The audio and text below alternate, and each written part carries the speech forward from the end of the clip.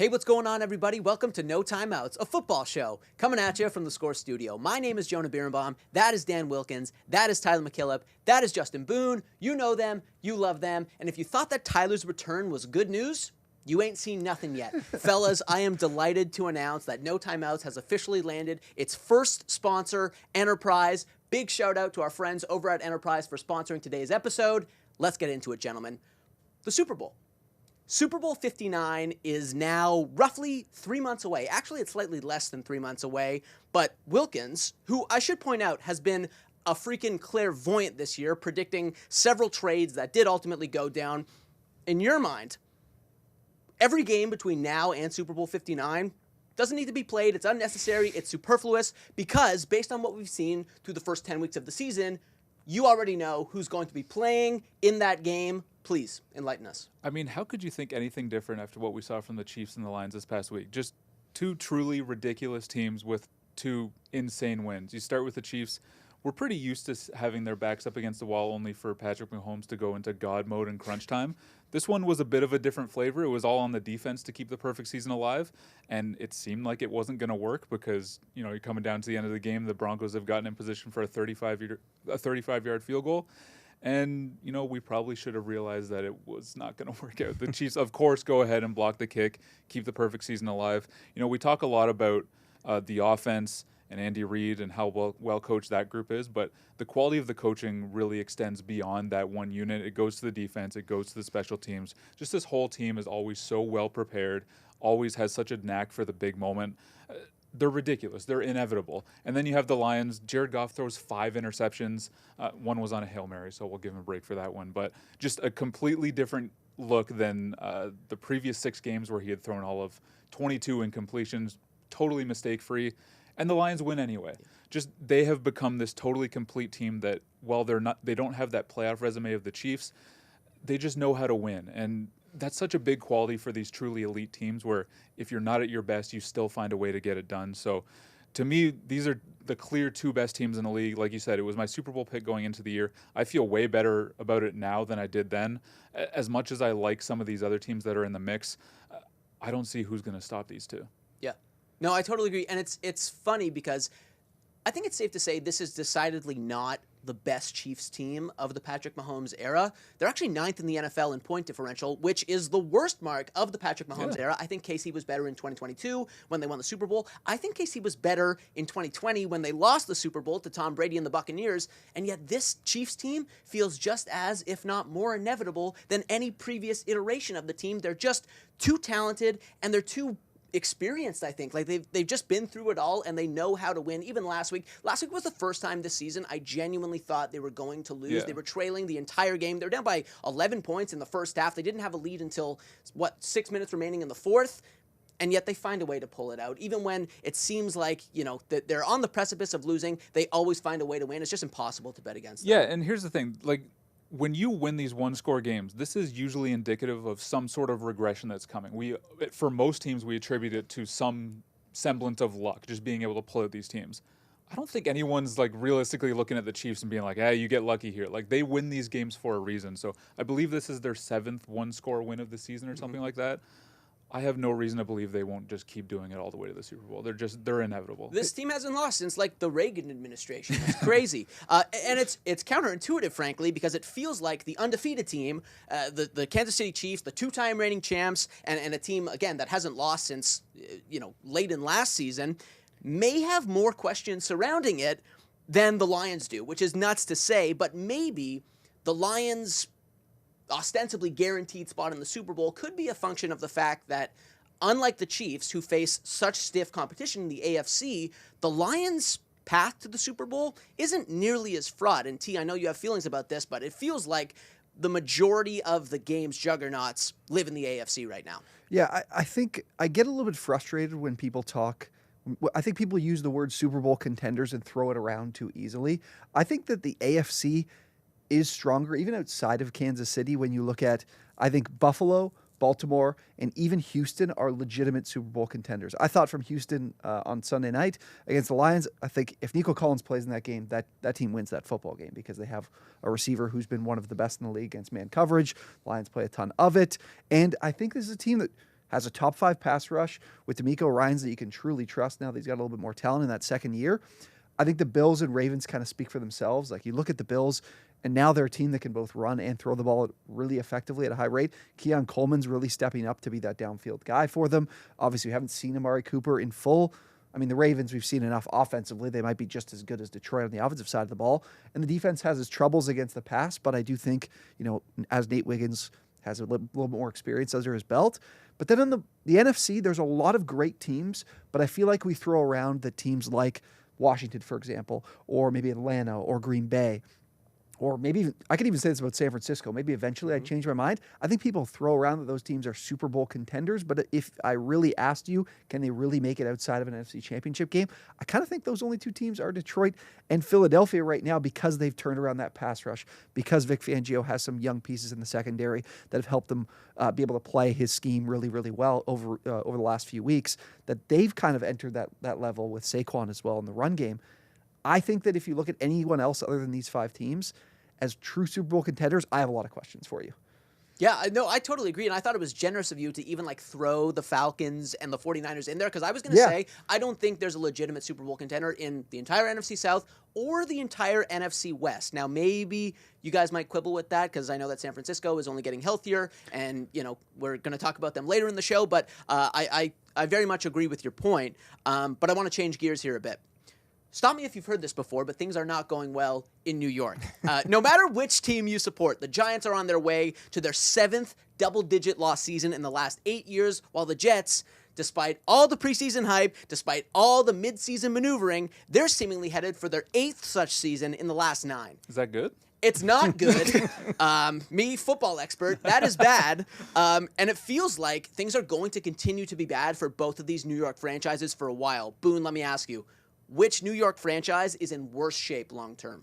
It has to be the Jets, right? Like, we never would have said that. Before the season, we sat on this very stage and talked about how the Jets were a Super Bowl contender. Boy, were we wrong. And there's so many things you can look at here, but the bottom line is this team went into the season loading up to try to win a Super Bowl, and they are 1 win out of being in last place in the league right now. The vibes around this team are terrible. People do not seem to be happy playing with Aaron Rodgers in that offense. Everyone's playing so tight. It is just so rough for them right now. And what is going to change? Things are going off the rails. It's not going to get any better. On top of this, Aaron Rodgers turns 41 in December.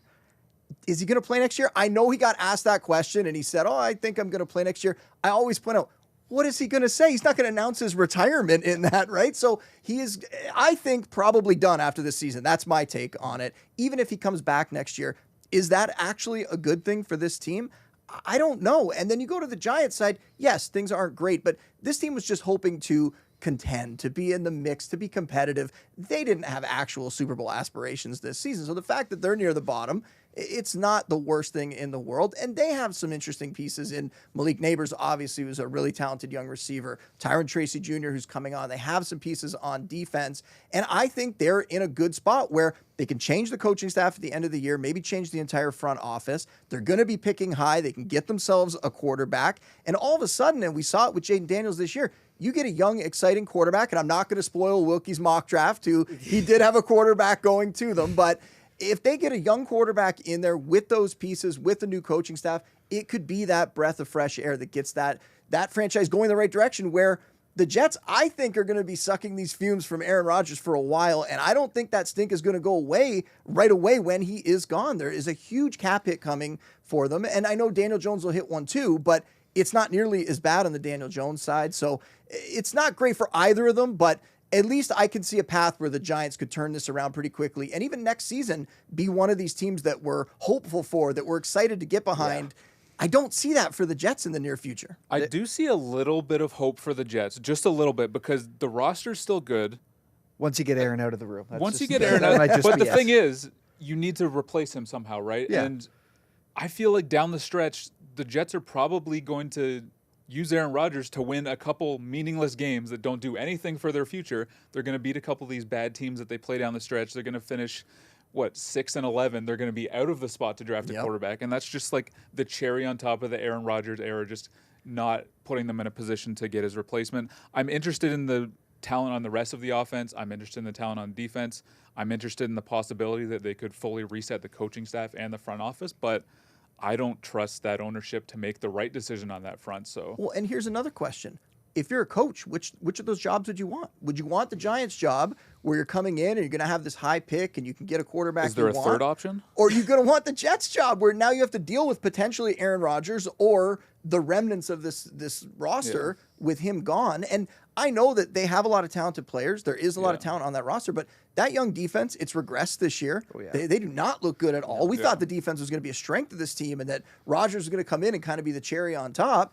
That's not the case at all. Teams are moving the ball against them consistently. So it's not a good look for the Jets right now. And I don't know when that is going to turn around. And I don't want to talk about them again this season. I'm putting my foot down. No more Jets I don't know. talk. I feel like before we do the show early in the week, you might just throw it on the sheet like, hey, guys, I got to talk about There's the no Jets. way. We have devoted so much oxygen to this team, and they are just not good. Aaron Rodgers doesn't have it. They can't run the football. They're one of the worst tackling teams in the league. The one thing they do well defensively, pressuring the quarterback, doesn't even translate to takeaways. I know they have all the big names. You watch them play, they look like a 3-7 team. We were marks for ever believing in them, and moratorium on Jets talk until they win, until they're at least 2 games within 500. That's totally fair. I just want to know, did you intentionally say do while talking about the Jets?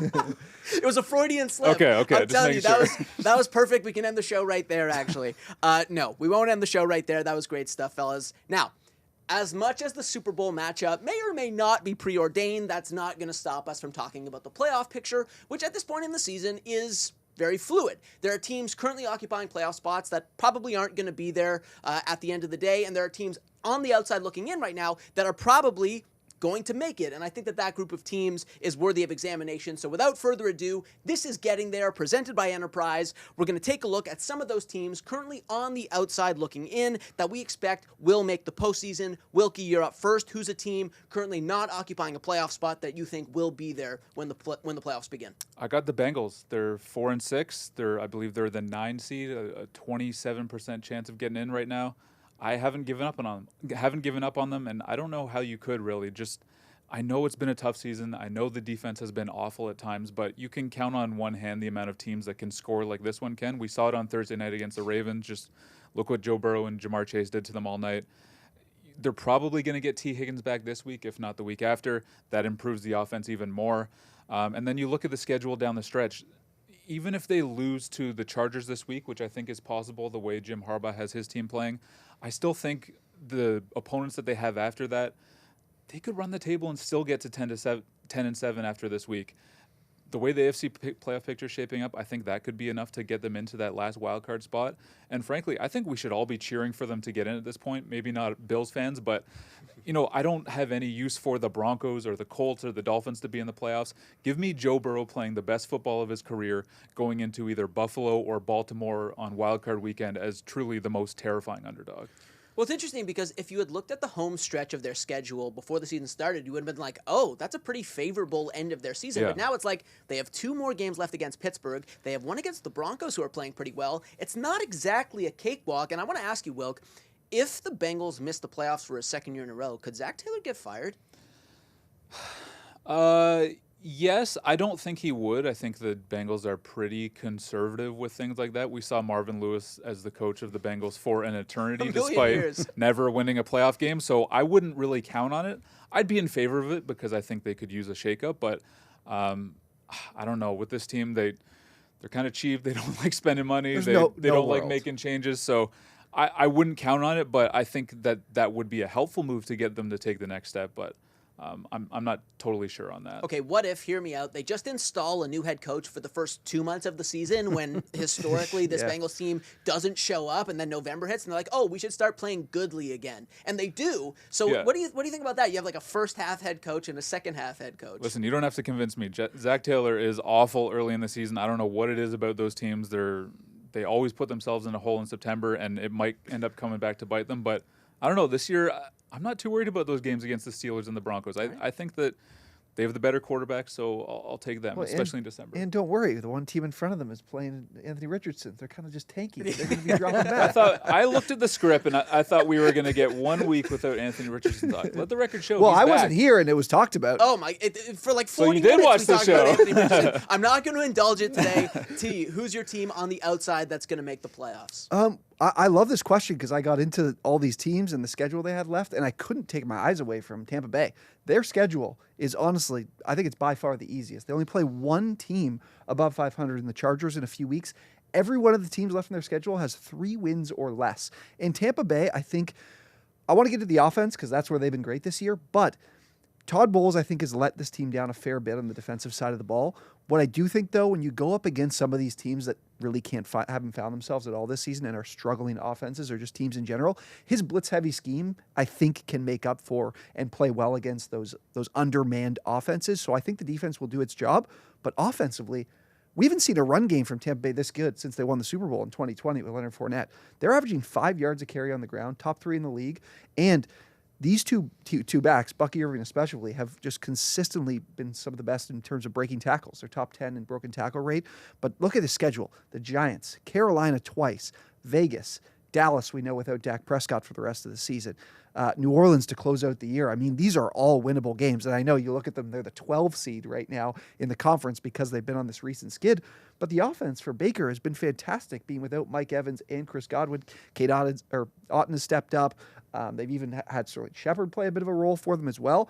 I got no problems with the offense because Baker is having as good of a year, probably the best year of his career somehow. After last year, we thought, wow, there's no way he could replicate it. But he's been even better under pressure. His best season of his career under pressure. And I think that tells you that this guy's taken another step that I didn't even think he had.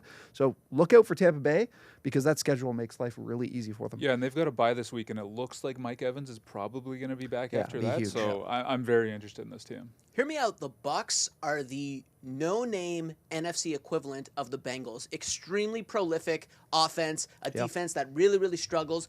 Of course, a key difference, though, is that the Bucs, their schedule down the stretch, piece of cake. Yeah. Whereas, I mean, I guess people disagree about how easy the Bengals' schedule is the rest of the way. But I see a lot of similarities between those two teams. As a Bucs fan, I really like that call. Boone, who's your team on the outside that's going to make the playoffs? I went with the low-hanging fruit here, and I see the Toque right over there, the San Francisco 49ers, man. Everybody knew this is inevitable, right? They're going to end up in the playoffs. They're right there for the division lead, and I know the Cardinals have been playing pretty well, but you mentioned it before, Jonah. The 49ers are finally getting healthy. Christian McCaffrey's back. They're going to get some other pieces back. Sadly, Brandon Ayuk's out for the year, but they have other guys in that receiving core. They're set up to have Juwan Jennings come in, to have Ricky Pearsall come in. So this team is going to make the playoffs, and I actually will disagree. I think they still have a shot. When a team's made it to the Super Bowl as many times as they have, they still have a lot of those pieces.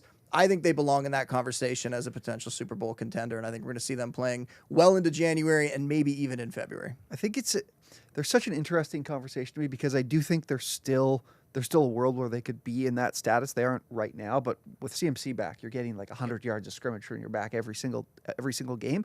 I just think that as poor as Ayuk's play was to start the year, he's a really important piece, and maybe a Ricky Pearsall steps up and is that guy. But Debo, getting older, isn't really like a great separator downfield. We know Kittle's a great guy after the catch, but I don't think they have that reliable option downfield or in the middle of the field to be able to get the ball to for Purdy. He's been great. I feel like the offense is really missing that piece and will by the end of the year. And then the defense, I'm like, I know I have Nick Bosa, but outside of that, I think there's a lot missing defensively that could catch up to them.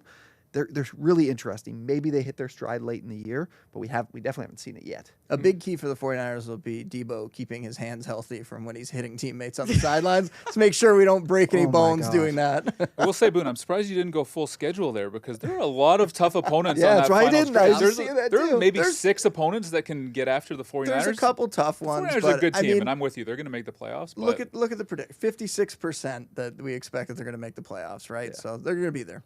All right. You heard it here first.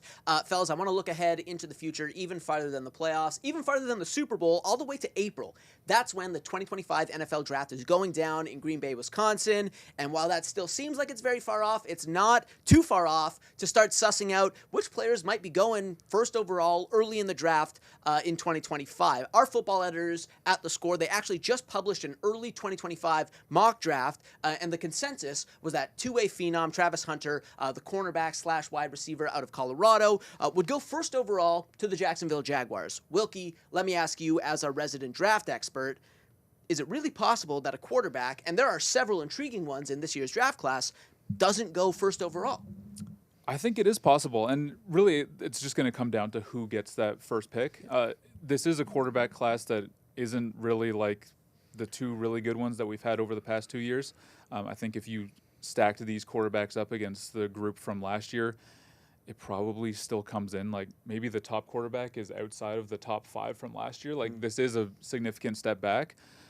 But the reality is, like, it just depends on who gets that pick, how desperate they are for a quarterback. You can only pass up those opportunities so many times. So those quarterbacks, no matter what we think of them, are going to get pushed to the top of the board. So here, as the odds stand currently now, the Jags are the front runners for that top pick. That makes Travis Hunter the clear front runner, I think. Just a really unique player. We've never really seen anyone like him at the NFL level who could play corner or receiver. Deion Sanders. Well, yeah, but he didn't play corner and receiver. And that's kind of the thing is, like, I don't know that he's going to have the opportunity to play both in the NFL. Like, that's a completely different animal, taking on that amount of workload on both sides of the ball. Yeah. So he's probably going to have to pick a lane with his new team. But I think the fact that he's done it to this point really speaks to how special of a player he is, whether he's a corner or receiver. He's probably going to be worthy of that top pick if it ends up being a team that doesn't need a quarterback, as I think we can all agree is the case with the Jaguars. But most of the other teams on the board here right now do need quarterbacks. So that's why you're going to see a lot of quarterbacks listed here. So Shedeur Sanders to the Giants, Cam Ward to the Titans. One of the things, this mock draft was actually written by one of our football editors, Andrew Dixon. Shout out to Andrew. One of the things I don't agree with him here is I wouldn't be going receiver if I'm the Browns. I think this is a rare opportunity. Quarterback, Jalen Milroe, whoever, maybe. I know we probably don't agree that Nussmeier is going to be a top pick at this point, given how he's played recently. But so maybe there aren't enough good quarterbacks on the board for them. But if I'm the Browns and I just the Deshaun Watson thing didn't work out and I can just stumble into an opportunity to draft a quarterback, I'm probably taking that opportunity. But McMillan is obviously a player that's worthy of this kind of pick. And Milroe is just the ultimate wild card where it's just you're just betting on the athletic upside, just a guy who can just turn his tools into high production at the next level eventually. But I think the big wild card for this whole thing is, where is Shedeur Sanders going to go? Where is his dad going to be okay with him going? Deion has admitted that he's going to do a full Eli Manning thing here. He's not going to let him play for certain teams, and I totally buy that. He said that he'll do it quietly behind the scenes, so it's not maybe it's not going to be outward drama. I don't know if that's going to be how it shakes out, but it would be pretty funny if 21 years after Eli did it and ended up with the Giants, if Deion steps in and says, no, we're not going to the Giants. We're going somewhere else. I don't know where he'd be okay with going, but it would be pretty interesting to see him kind of shake up the draft in that way. But I know it's also tough to project trades and how that could factor into things, but I feel like if the Jags don't go quarterback first overall, I feel like there's got to be a strong chance that they trade back out of that spot and pick up some picks. We've seen a bunch of teams do that recently, right? It tends to work out well for the teams that trade out of that spot. Yeah, I definitely think that's possible. The one factor going against that is if it's a weaker quarterback class, maybe the teams are less inclined to move up and give up future assets for a guy that they aren't totally in love with anyway. But yeah, you make a good point. If there's a team in the top spot that doesn't need a quarterback and you've got 3 teams behind them that do, of course they're going to be taking calls and move back and let all those teams take the quarterback, and then maybe Travis Hunter falls in their lap. You later. Mentioned it earlier, but by the time the draft comes around, teams fall in love. Over those few months, they fall in love and those quarterbacks get pushed way up. Yeah, we saw it last year with the receivers too, with so many receivers going to the tail end of guys we didn't expect to go in the first, going right around the tail end of the first. Trey Harris has been. He's a 23-year-old. He's a fifth year, I believe, at Ole Miss. He was at Louisiana Tech before. He has put together one of the greatest wide receiver seasons I've ever seen. He's hurt. He's missed the last few games. He would have been up there for like Devontae Smith's Heisman winning season at Alabama. He has over 900 yards in 7 games. His yards per run against man coverage this year has been over 9. He's been unbelievable production-wise. He's older, so I'm wondering if he'll sneak into the first round. That's someone I've really liked. Other one, I don't know if you guys have seen this guy, Tyler Warren. He's a tight end at Penn State. He has 13 rush attempts. He has a couple of pass attempts. He's been one of the best receiving tight ends in the entire country, and they're using him all over the field. Unbelievable contested catch guy. I think he's a guy that's really risen up quite a bit over the course of the season. And then the other one that was early season, like you mentioned, Nussmeier, he's thrown like 5 interceptions the last 2 weeks, so his stock has really fallen off, and he should probably go back to school at this point. Yeah, I think he may go back, but if he doesn't, he's got really good arm talent, good size. Early in the year, I'd have thought he could potentially be in the first round. The Jalen Milroe one is just, he had like 190 rushing yards last week against LSU. I would be shocked if a team took him in like the top 5 like we have here, just because he's a great runner and he's a really good downfield passer, but anything from 0 to 15 yards, he's not able to make those throws. And that wasn't really Lamar Jackson's problem, I found, when he was a rookie. He was someone who could make those throws in the shorter areas of the field. I don't know if Milroe will ever develop to be that guy. He's the one guy I'm really curious of. I think if you do take him early, you're kind of looking back at where the Eagles got Jalen Hurts and kind of saying, okay, this is a similar guy to Jalen Hurts, probably more physically talented, and you're thinking, okay, like, we're just going to take a shot. Hopefully he can become that guy. I think we know Hurts is probably a kind of guy who's on that like borderline, maybe outside the top 10. So maybe that's all you get out of it. But still, if you're getting a long-term starting quarterback with the kind of upside that Hurts has shown just both as a runner and as a downfield passer, it might be worth a shot. Yeah, but Hurts, again, what was he, 3rd round? Second round. Second round. So we'll see. But yeah, this top 5, there's good receivers. Ted McMillan's like 6'6" monster. He's been great this year. I think he'll definitely be a top 5 pick. Hunter's so interesting because I know you're getting a guy that could play both sides, but like you said, who knows if he really does. But he's been hurt the last 2 years for small portions of the year, but he's proven to be able to play like 100+ snaps and be healthy and play the majority of the season. Where would you rather have him play, receiver or corner? Yeah, receiver. I think I'd rather see him play receiver. I think he's just more valuable there. I think teams would value him at that spot more too. Either way, though, whether he settles in as a corner or a receiver, it would be an anomaly if he goes first, right? Only once in the history of the NFL draft has a defensive back gone first overall. That was in 1956, I believe. And a wide receiver hasn't gone first overall since 1996. That was Keyshawn Johnson. So he's definitely one of those unique talents that is poised to kind of, buck history a little bit. But I think to your point, it ultimately comes down to who is picking first. And, if it's the Jags, could definitely see that happening, and if it's another team that is desperate for a quarterback, maybe not. Yeah, and I think with Hunter, we haven't seen corners or receivers go early, but I think the really interesting thing with him, though, is that you look at what he's done on both sides of the ball, and this is while doing both, while working on both. If he just zeroes in on one, say he zeroes in on becoming a receiver, how good can he be as a receiver? Is there even more to unlock than he's shown so far? I think that's probably going to be what you're looking at. And I think an instructive case is that when he didn't pitch this season, Shohei Ohtani went 50-50 for the first time in baseball history. So, I think Travis Hunter should take some notes and, consider that. That's relevant data. Fellas, let's stop looking too far into the distant future. Let's instead look into the very near future. There are some really compelling games on tap in Week 11, and I want to get your thoughts on them.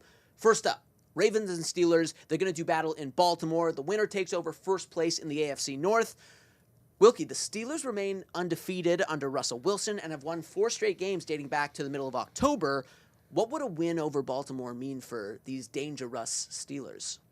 I mean, look, when they started out their first 2 games with Russ, beating up on the Jets and the Giants, we talked about them before. That wasn't that interesting to me, but then you go on the road, you beat the Commanders, suddenly that has my attention. I think their floor at this point is a playoff team. They're going to be in the postseason, one way or the other. Maybe it's a wildcard team, maybe they win the division. But I think that this game against the Ravens is going to really tell us what their ceiling is in the playoffs. This isn't an organization that doesn't want to just get there. They have eyes on going as far as they possibly can. I'm fascinated to see how Russell Wilson looks against this defense. You mentioned it earlier. Opposing quarterbacks have been tearing apart the Ravens this year. But I will say, this is a bit of a unique case. So Russ, we know his bread and butter is working off play action, taking shots down the sideline. If we're going up against a Ravens team that is top 3 in EPA against the rush, how does he look if the run game is bottled up and he's forced into a lot of obvious passing situations? Personally, my take is that it's probably not going to work out too well for the Steelers. Again, they might prove me wrong. If they do, I am absolutely done doubting this team. Either way, I am fascinated to see how it works out because I don't think it's as simple as Ravens, bad pass defense, Russ going to have a huge game. I think it's a little more. The thing is, I think you're onto this, though. I was getting into these numbers, and so Russ has been only AR has attempted or has a higher deep ball pass rate. And the Ravens Anthony have been Richardson again. Well, no, it's a stat, it's just a number. But he's 8 for 15 on his deep ball passes, and the Ravens have given up the most completions of 20+ air yards, and they're 4th worst in the league on the completion percentage of those passes. Teams are hitting them downfield. To be fair, all of those completions were last Thursday against Joe Burrow and Jamar Chase. I'm telling you, it's been all season for Baltimore. Like, this is technically a good matchup for Russ to be able to hit those deep plays, and a little bit more Mike Williams on the field running those routes. He only needed 9 plays to make the biggest play of the game against Washington last week. If he's a little bit more comfortable, he's the perfect fit for Russ. Like, again, this goes back to the Jets thing you were mentioning. Like, I think Rodgers was just a cancer over there because Mike Williams, I know he's coming off the ACL injury. It's a good player. He could make a couple plays in this game. Both him and Pickens are just great matches for Russ. And Mike Tomlin as an underdog, he's just consistently one of the most disrespected coaches in the entire league. He's like a 3-point underdog this week at home. I think the Steelers could have a good chance to win this game. And the number, I think, point spread wise, kind of tells you that too. But don't doubt the Steelers in this spot. Yeah. Respect the moratorium, though, please, on Jets. Sorry, You tried to sneak it in just by saying AR and not saying his full name. Unbelievable. You're talking Anthony Richardson, you're talking Jets. Get some Chargers talk in there, yeah, too. You need a. Oh, we're next going to have a up. Come talking on. to. Yeah, all right. The Sunday Nighter. It's going to be a good one as well. The struggling but very tenacious, very prolific Bengals taking on an unbelievably staunch Chargers team that has the best defense in the entire NFL. T, Chargers fan, what's your gut telling you about this game? My gut tells me, we're definitely frauds and we're going to lose this game because a lot of people are going to point to, some of these easier opponents they've had throughout the year. But you look back and the Cardinals' performance actually defensively looks great, 17 points. Chiefs' performance looks good, again, 17 points. Jesse Minter has just been on one all season with Might be a head coach next year. Oh, yeah, he's definitely going to be. It's going to suck. But I think maybe he loves Jim Harbaugh enough that he'd stick for like one more year Ben Johnson style. But this Love is to pass up promotions Because you love your boss. Yes. Yeah, exactly. This is a super interesting matchup for Minter's defensive style. So he's super zone heavy, has been all year. And I looked at the Bengals games where they've given up 21 points or less. They were Philly, they were New York, and there were 2 other games I'm forgetting here where they struggled offensively. But of those 4 teams, Philly was the only team that wasn't top 10 in man coverage rate. That's where the Bengals have struggled. But in that game, Philly played over 50% of their plays in man coverage, which is the most they've done the entire year, and found a ton of success in the second half with those adjustments. Minter doesn't play any man. He's never played more than 30% in a game this season, and he doesn't have high-level talents at corner. He's been playing 2 rookie 5th-round picks at corner who've played really well, but I don't think he trusts the talent he has to be able to play a lot of man coverage, and Burrow has a near 77% completion percentage against zone and 8.8 yards per attempt, and Jamar Chase has just demolished zone coverage. He's averaging 9 yards after the catch against zone, so I think this could be a spot where Minter's defense really struggles for the first time this entire season. But, I mean, the offense matches up well. They want to run the football, and they'll be able to do it against Cincinnati. So this game could have a lot of points. I think it'll be the game of the week for sure. I think you're going to get a Cincinnati-Baltimore type game between these 2 teams, surprisingly, for a Chargers team that hasn't given up many points. I can't believe you just used this segment to reverse jinx your Chargers. That is shameful. Well, I think they're going to score, though. They're going to win. He's playing 4D chess right now. Yeah. I can't believe you anointed that game, though, the game of the week, because that is clearly the Bills and the Chiefs. The Bills, 8-2, they're taking on their old nemesis, the same team that has eliminated them from the postseason in 3 of the last 4 years. Boone, I don't know if you were watching those games, but the Bills lost them all. Don't make me cry, Jonah. Come on. And the Chiefs remain undefeated. You, my friend, are convinced that ends on Sunday. Why are the Bills going to beat the Chiefs on Sunday? Am I convinced? Am I hopeful? Am I just a Bills fan? I don't know. We'll ask these guys too what they think because I'm a little biased on this one, but there's a few things we could look back to. The Bills, yes, have been dominated by the Chiefs in the playoffs, but they've won the last 3 regular season games against the Chiefs. Those all happened in Kansas City at Arrowhead. This time it's going to be in Buffalo. The Bills are undefeated at home this year. The Bills have the best home record of any NFL team since 2020. That is going to be a huge advantage. both these rosters are good. I think on paper we could make an argument kind of either way on this one.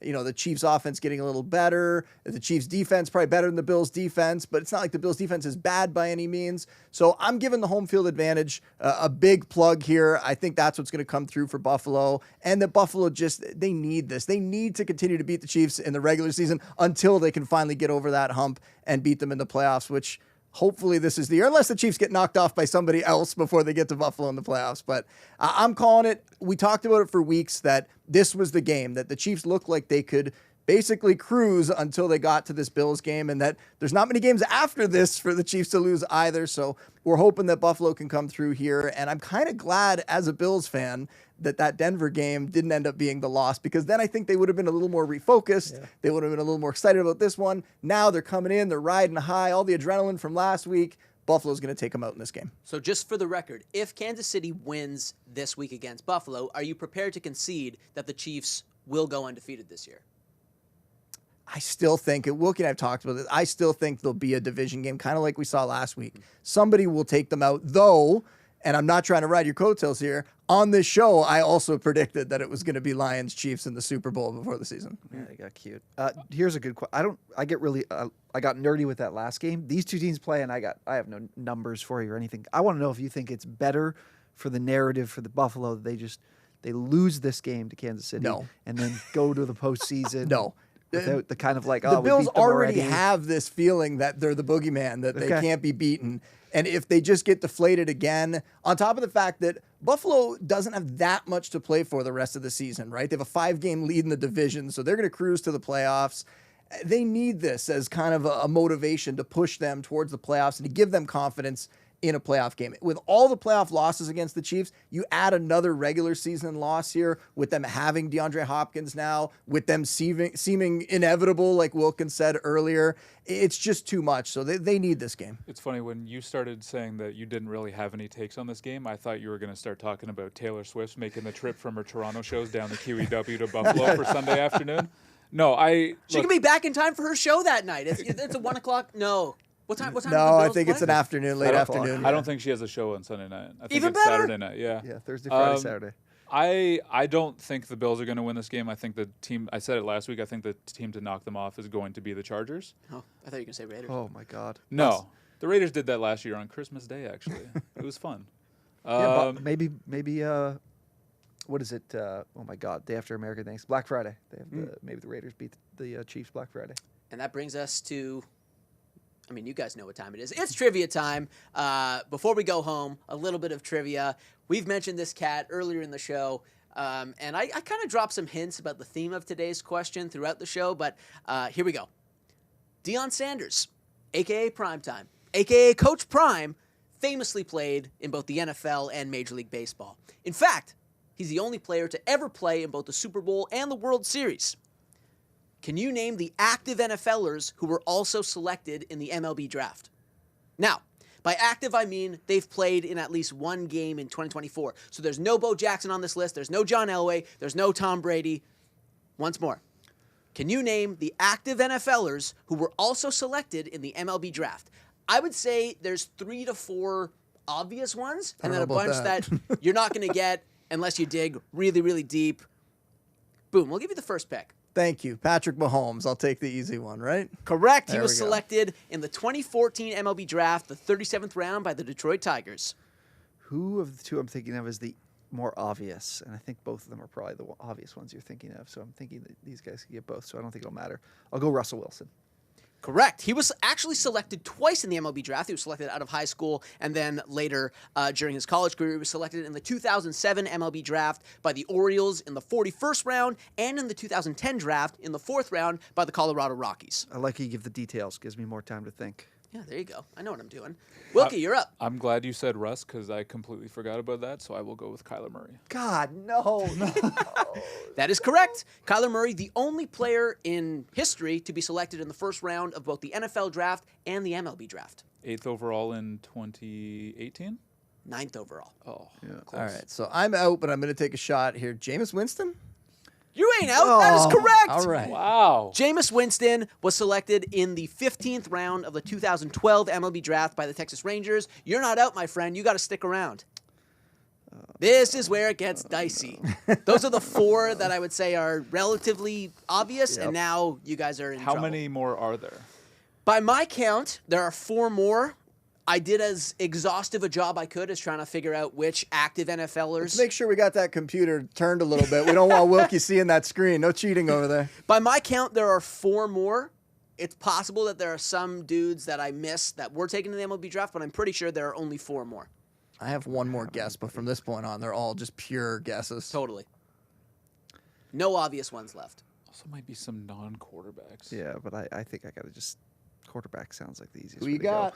Go. Let's go with no. Just tapping out.